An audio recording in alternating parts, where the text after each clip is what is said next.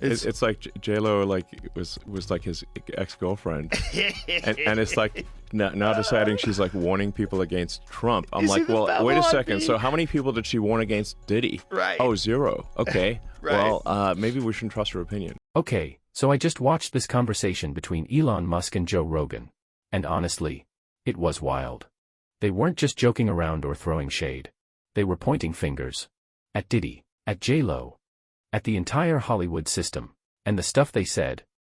It'll make you look at the industry very differently. So get this. Elon Musk starts talking about visiting Diddy's house.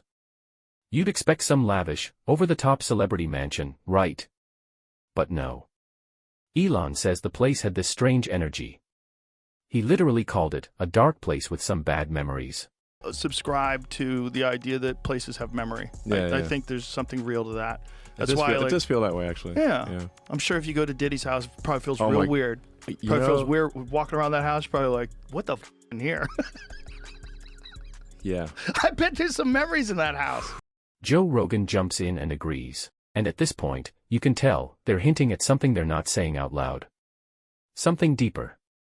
Something darker. Then they bring up Jennifer Lopez. You know she used to date Diddy back in the day, right?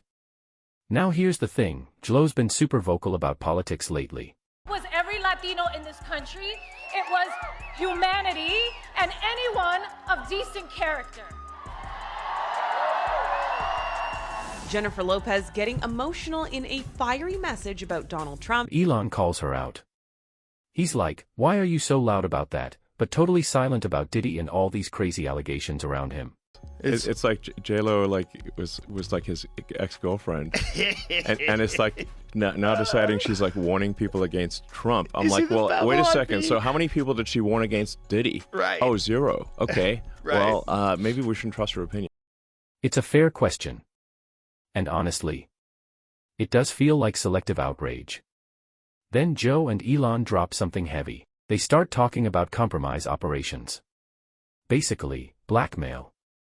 The idea is, what if Diddy has dirt, photos, videos, whatever, on powerful people? Stuff that could ruin careers. And that's why no one speaks up. It sounds wild, but it would explain a lot, wouldn't it? And then Musk says something that really stuck with me.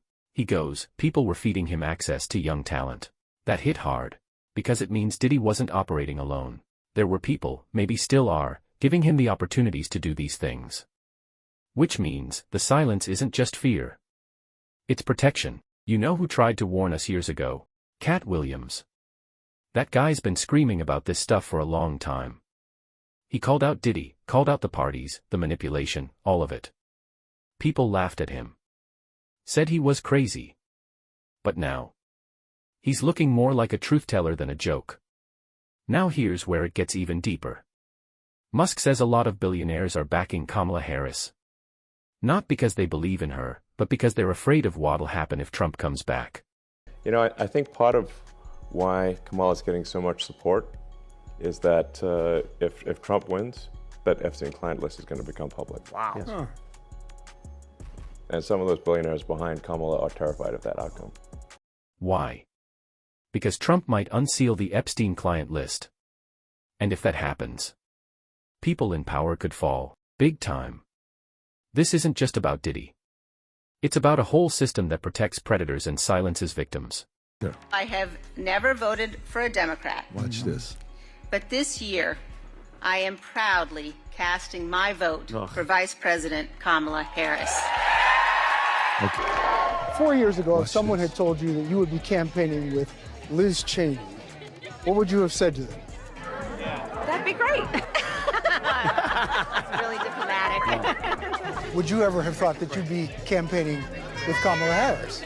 I hope that if you had said to me 4 years ago, our Constitution is going to be under and it's going to be crucial for the parties to come together and to support Vice President Harris because she'll defend the rule of law, I know I would have said that's exactly what I'll do.